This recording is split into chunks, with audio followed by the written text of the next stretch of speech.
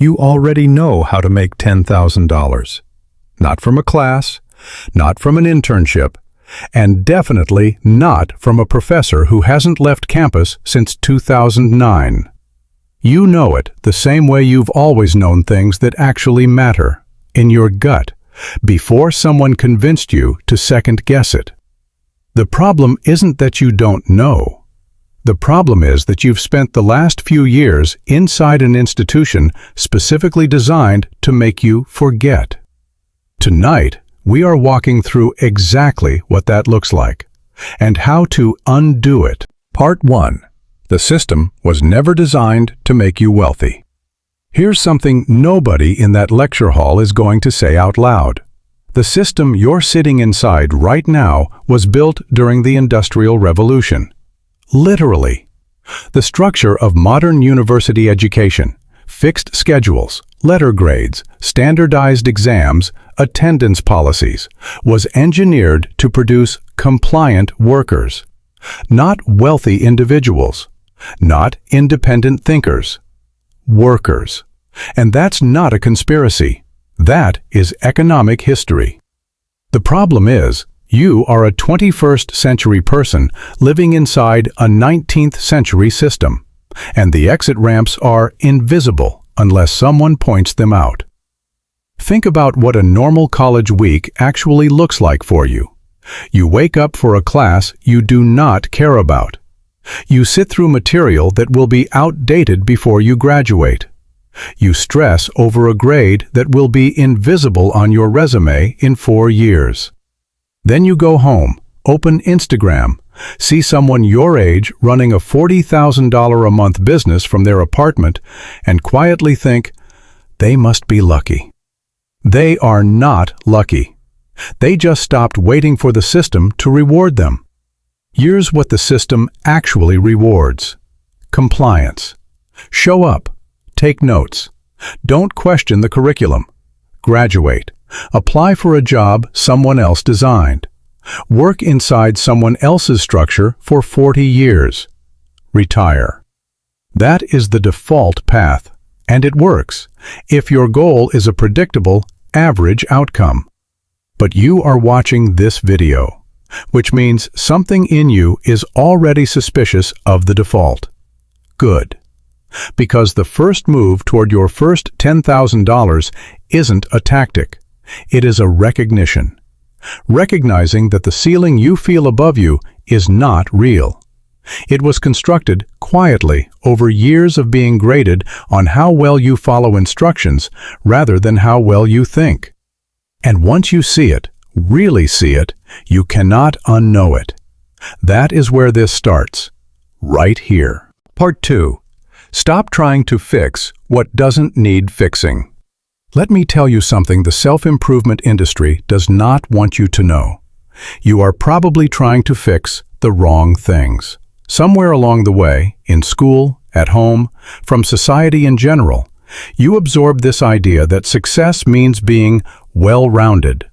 Fix your weaknesses, be decent at everything, minimize your gaps. And that thinking is exactly backwards. The market does not pay for average, it pays for exceptional. And exceptional does not come from patching weaknesses. It comes from amplifying what you are already dominant at. Think about this honestly. There is something you do that other people consistently notice. Something you explain better than anyone else in the room. A problem you solve naturally while other people struggle with it. A way of thinking people keep asking you about. That thing, whatever it is already worth more than any skill you could spend 6 months trying to build from zero. Because here is what building from scratch actually costs you. You spend 200 hours learning something you have no natural feel for. You produce mediocre results. You compete against people who have been doing it their entire lives. And you are exhausted because you are constantly working against your own grain. Meanwhile, someone with a natural lean toward the same thing is producing twice the results in half the time. Not because they worked harder, because they were already built for it. That is not motivation talk. That is just economics. Natural strength is a leverage multiplier. Weaknesses are a distraction, especially at the early stage. So here is your actual first exercise. Write down 3 things people have complimented you on more than once. Not generic stuff, specific things. You explain things really clearly. You always know what to post. You make everything look professional without even trying. Those compliments are data. They are the market telling you what it is already willing to pay for. You just haven't started charging yet. The skill is already there. The only question is whether you are paying attention to it. Part 3. The only money formula that actually works. Okay, you understand this system is limiting you. You know your natural strengths are where the money lives. Now what? Slightly dismissive of the professor. Here is the framework, and it is simpler than anything your business professor has ever taught you. Value equals time saved plus costs eliminated plus revenue. That's it. That is the entire formula. Every dollar anyone has ever paid another person in the entire history of money came down to one of those 3 things. You saved me time. You cut my costs. You helped me make more money. If what you are offering doesn't clearly do at least one of those things, people will not pay. Period. Now, let's apply this directly to you. You want $10,000. That is not an insane number. It is a very specific, very reachable number if you back it out correctly. You option A. One client who will pay you $10,000 for a high-value outcome. This exists. Option B. 10 clients at $1,000 each. That is 1 new client roughly every 3 weeks over a semester. Much more realistic than people think. Option C. 100 customers at $100 each. Harder than it sounds without a massive marketing infrastructure behind you. Of students default to option C because it feels more achievable. They try to sell cheap things to a lot of people. They burn out chasing volume they don't have the reach to create yet. The smarter play is option B. Get there by being brutally specific about who you help, what exact problem you solve, and what the outcome looks like on the other side. Not, I do social media. But, I help local restaurants grow their Instagram by 2,000 followers in 60 days. Not, I build websites. But, I build lead-generating sites for contractors that book them 5 new jobs per month. Specificity is how you charge more and work less. Vagueness is how you compete on price forever. Build the offer first. Everything else comes after. Part 4. The learning trap. Here is a trap most students fall into so deep they stop realizing they are in it. They confuse learning with doing.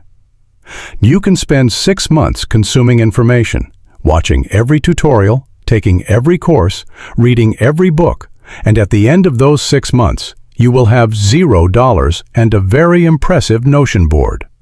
Knowledge is not leverage. Applied knowledge is leverage. The fastest path to $10,000 isn't the most thorough study plan. It is the fastest path to your first real client.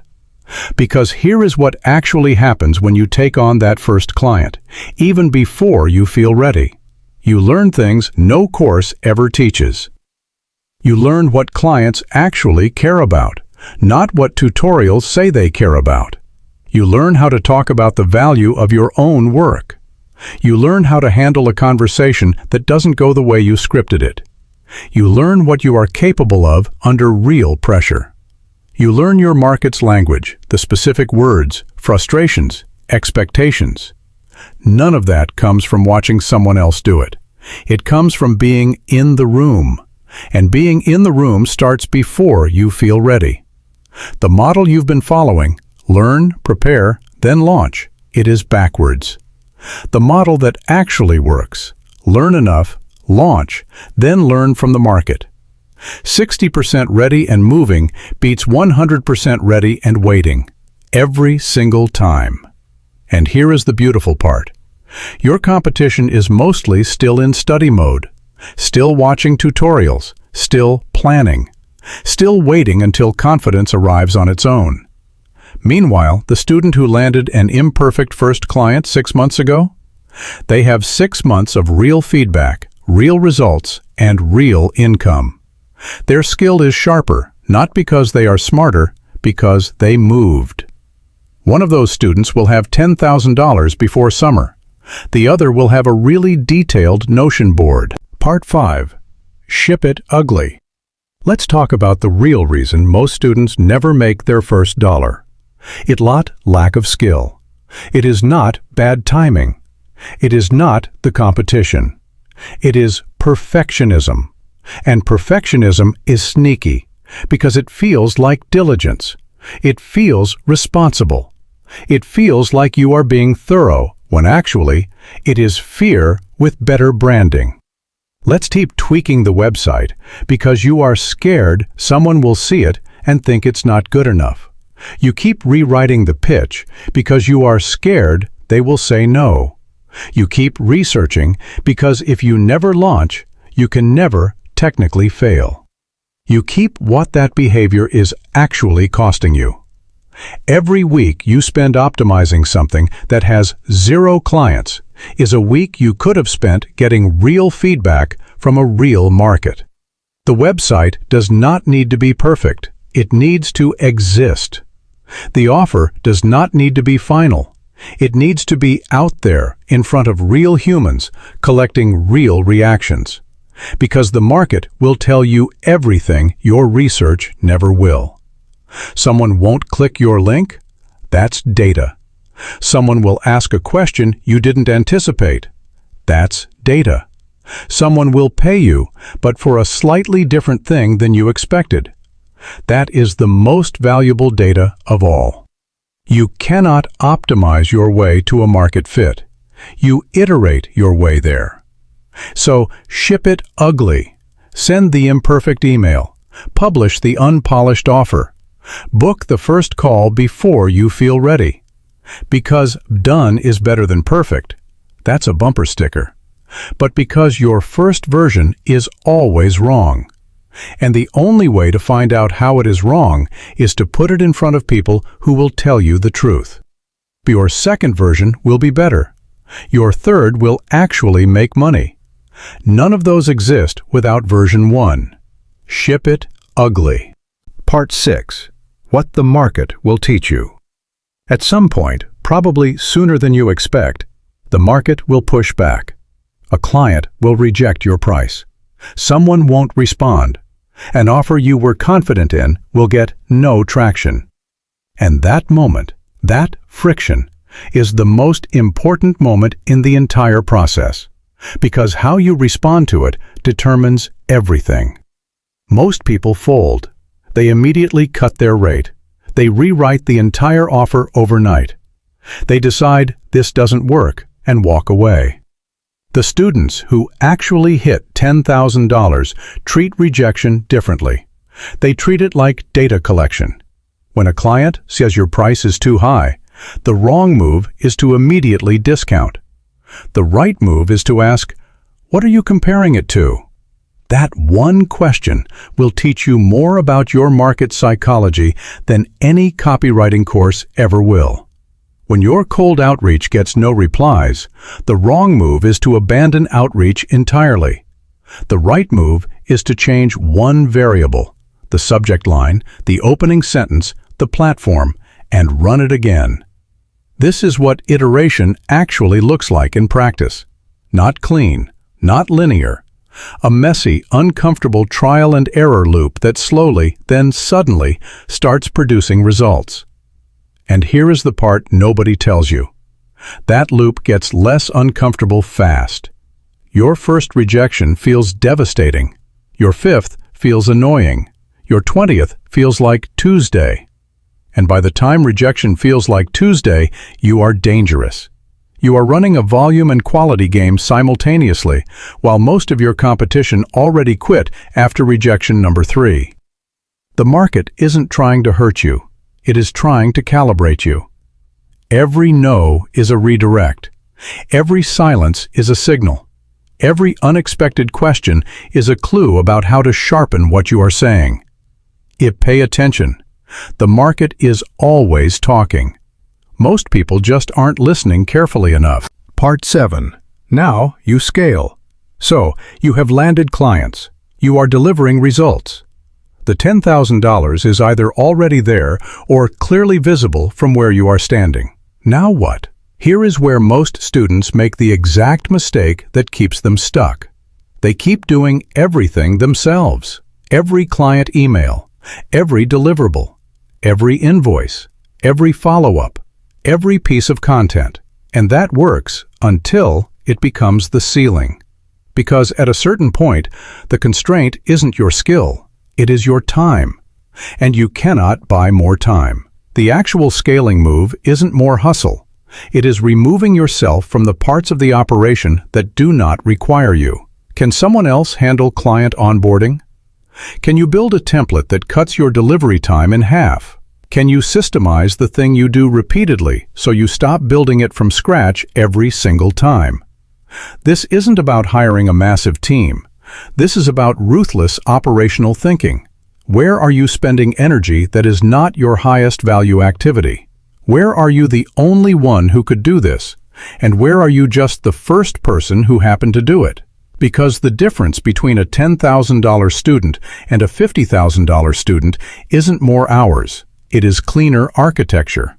And a last piece, the one most people skip, is authority. Visibility changes your perceived value even before your actual skill improves. When you post about results you're getting for clients, when you share the process publicly, even in rough, unfinished form, when people see consistent evidence of your work, they start trusting you before you even speak. And trust is what converts interest into income. You don't need a massive audience. 10,000 people who genuinely trust you beat 1 million who have never heard you say anything worth remembering. You just need to be visibly, consistently good at the thing you do. That is where it starts compounding. Ending. The $10,000 isn't the goal. It is the proof. Proof that you can identify a real problem, create real value, earn real trust, and actually ship something into the real world without waiting for anyone's permission. Most people in your university are still waiting. Waiting to feel ready. Waiting for the right moment. Waiting for someone to hand them a map. You just watched the map. The only question left is whether you will move tonight or wait until it feels more comfortable. It never feels more comfortable. You just get better at moving anyway. If this video shifted the way you look at your own potential, hit the subscribe button right now. I drop frameworks like this every single week to help you build real wealth outside the traditional system. Don't let this be just another video you watched. Take action, subscribe, and I will see you in the next one.